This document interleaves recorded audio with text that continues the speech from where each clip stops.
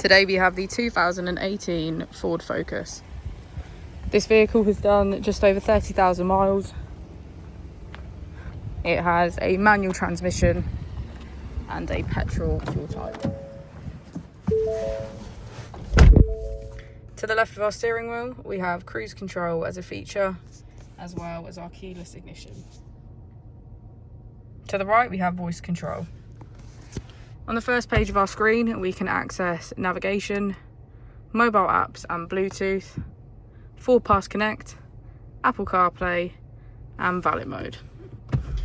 If we put the vehicle into reverse, we can see that it comes with a parking camera with front and rear parking sensors. Just below our screen, we have our dual zone climate control, which includes heated seats on either side and a heated steering wheel. If we press our mode button, we can switch between our 3 different driving modes: normal, eco and sport.